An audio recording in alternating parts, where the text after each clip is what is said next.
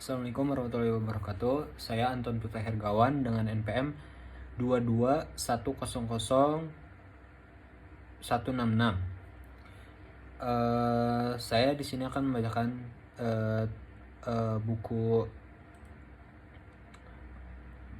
buku novel berjudul Dunia Sophie. Saya akan membaca tentang Socrates. Siapakah Socrates? Socrates hidup pada masa sebelum Masehi, yaitu 470 Masehi sampai 399 sebelum Masehi. Barangkali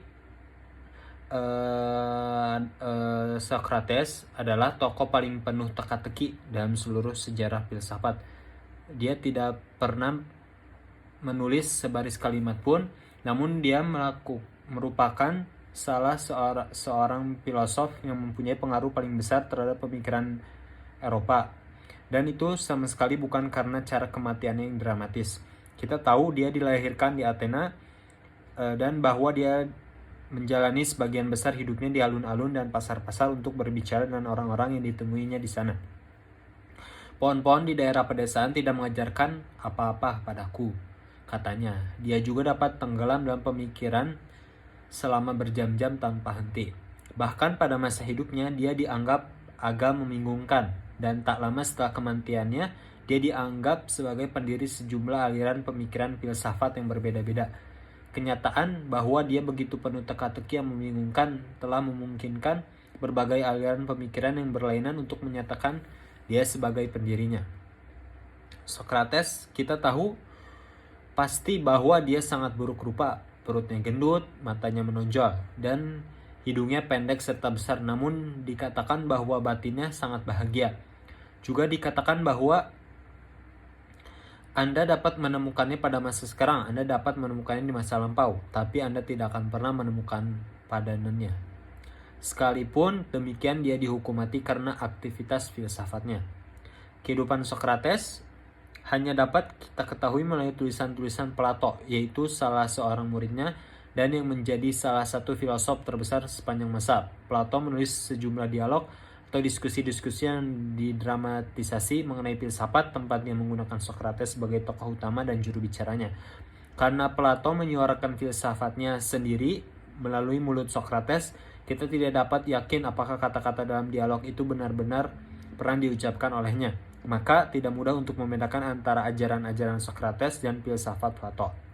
Masalah yang sama menimpa banyak tokoh sejarah lain yang tidak meninggalkan penjelasan tertulis. Contoh klasik tentu saja adalah Yesus. Kita tidak dapat merasa yakin bahwa Yesus dalam sejarah itu benar-benar mengucapkan kata-kata yang dinyatakan oleh Matias dan Lukas berasal darinya. Begitu pula apa yang sesungguhnya diucapkan oleh Socrates dalam sejarahnya akan selalu diliputi misteri. Namun siapa Socrates sesungguhnya relatif tidak penting. Penggambaran Plato mengenai Socrates itulah yang telah mengilhami para pemikir di dunia barat selama hampir 2500 tahun. Seni berdiskusi, hakikat seni Socrates terletak dalam fakta bahwa dia tidak ingin menggurui orang. Sebaliknya, dia memberi kesan sebagai seseorang yang selalu ingin belajar dari orang-orang lain yang diajaknya berbicara. Jadi bukannya memberi kuliah seperti layaknya seorang guru tradisional, dia mengajak berdiskusi. Tentu saja dia tidak mungkin dapat menjadi seorang filosof termasyhur karena dia membatasi diri dengan hanya mendengarkan orang-orang lain. Dia pun tidak akan dihukum mati jika begitu.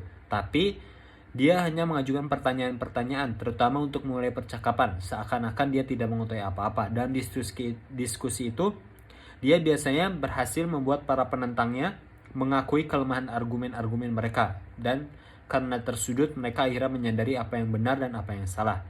Socrates yang ibunya adalah seorang bidan sering mengatakan bahwa ilmunya itu seperti ilmu bidan. Dia tidak melahirkan sendiri anak itu, tetapi dia ada untuk membantu selama kelahiran. Begitu pula Socrates menganggap tugasnya seperti membantu orang-orang melahirkan wawasan yang benar, sebab pemahaman yang sejati harus timbul dari dalam diri sendiri. Itu tidak dapat ditanamkan oleh orang lain, dan hanya pemahaman yang timbul dari dalam itulah yang dapat menuntun kepada wawasan yang benar.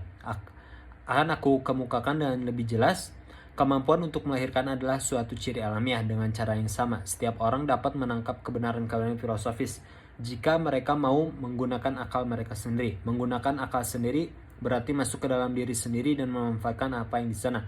Dengan berlagak bodoh, Socrates memaksa orang-orang yang ditemui untuk menggunakan akal sehat mereka. Socrates dapat berpura-pura bodoh atau menunjukkan dirinya lebih tolol daripada yang sebenarnya. Kita menanamkan ini ironi Socrates. Ini memungkinkannya untuk terus mengungkapkan kelemahan pemikiran orang-orang. Dia tidak keberatan untuk melakukan ini di tengah alun-alun kota. Jika kamu bertemu Socrates, kamu mungkin akan dipermalukan di depan publik. Maka tidaklah mengherankan bahwa sejalan dengan berlalunya waktu, orang-orang menganggapnya sangat menjengkelkan, terutama orang-orang yang mempunyai kedudukan tinggi dalam masyarakat. Athena itu seperti seekor kuda yang lembam. Demikian perkataannya yang sangat terkenal. Akulah pengganggu yang menyengatnya agar beringas. Apa yang kita lakukan terhadap para pengganggu Sophie? Suara ilahi. Bukan maksudnya untuk menyiksa sesama makhluk jika Socrates terus menyengat mereka. Suara hatinya tidak memberi pilihan lain. Dia selalu mengatakan bahwa dia menyimpan suara ilahi dalam dirinya. Socrates mengajukan protes, misalnya terhadap tindakan menghukum mati orang. Dia juga menolak untuk memberi informasi kepada musuh-musuh politiknya. Ini yang akhirnya membuat kehilangan nyawa. Pada 399 sebelum Masehi, dia didakwa memperkenalkan dewa-dewa baru dan merusak kaum muda, serta tidak mempercayai dewa-dewa yang telah diterima. Dengan mayoritas tipis, juri yang terdiri dari 500 orang menyatakannya bersalah. Benar, besar kemungkinan dia dapat mengajukan kelonggaran. Setidak-tidaknya dia dapat menyelamatkan nyawanya dan setuju untuk meninggalkan Athena. Tapi kalau dia melakukan ini, dia bukanlah Socrates. Dia menghargai hati nuraninya dan kebenaran lebih tinggi dibandingkan dengan nyawanya sendiri. Dia meyakinkan juri bahwa dia hanya bertindak demi kepentingan negara, namun dia tetap dihukum untuk meminum racun cemara. Tak lama kemudian dia minum racun itu di hadapan sahabat-sahabatnya dan meninggal. Mengapa Socrates harus mati? Orang-orang telah mengajukan pertanyaan ini selama 2400 tahun. Namun dia bukan satu-satunya orang dalam sejarah yang mempertahankan pendirian hingga akhir hayatnya dan menyongsong kematian demi keyakinannya. Aku telah menyebutkan Yesus sebelum ini, dan sesungguhnya ada beberapa hal yang sama antara keduanya. Baik Yesus maupun Socrates adalah tokoh yang penuh teka-teki.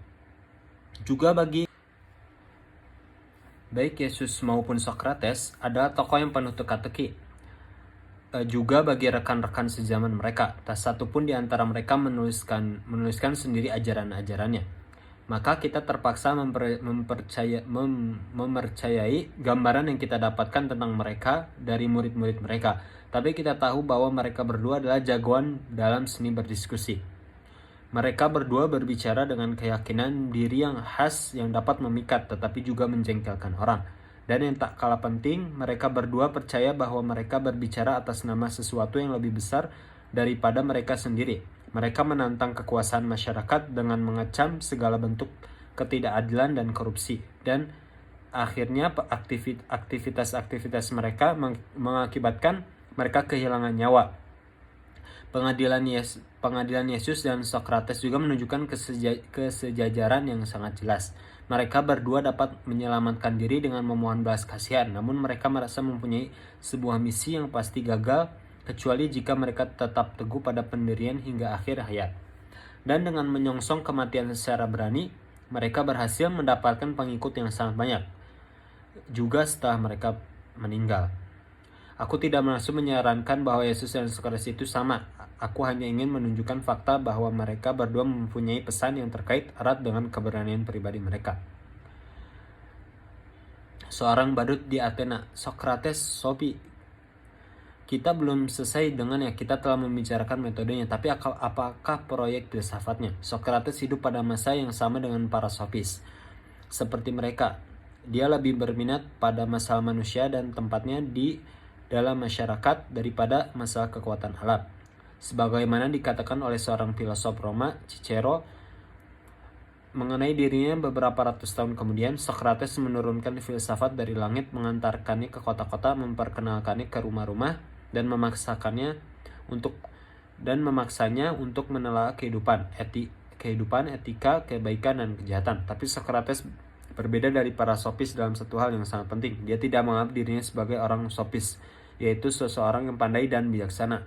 Tidak seperti kaum sofis yang mengajarkan bukan untuk mendapatkan uang. Tidak, Socrates menjadikan seorang filosof dalam pengertian yang sebenarnya dari kata itu. Kata filosof sesungguhnya berarti orang yang mencintai kebijaksanaan. Apakah kamu duduk dengan nyaman, Sophie? Karena untuk seluruh pelajaran ini kamu harus memahami sepenuhnya perbedaan antara seorang sofis dan seorang filosof. Kaum sofis mendapatkan uang untuk penjelasan-penjelasan mereka yang ruwet, dan sofis semacam ini telah ada sejak zaman prasejarah. Aku mengacu pada semua guru sekolah dan orang yang menganggap dirinya tahu segalanya, yang sudah puas dengan sedikit pengetahuan yang mereka miliki, atau yang membual bahwa mereka mengetahui segala hal mengenai subjek-subjek yang sedikit pun tidak mereka ketahui. Barangkali kamu pernah bertemu beberapa sofis semacam ini dalam usiamu yang masih belia. Seorang filosof sejati, Sophie, sama sekali berbeda, sangat berkebalikan sesungguhnya. Seorang filosof mengatakan bahwa dalam kenyataannya hanya sedikit yang diketahuinya. Itulah sebabnya dia selalu berusaha untuk meraih pengetahuan sejati. Socrates adalah salah seorang manusia langka ini.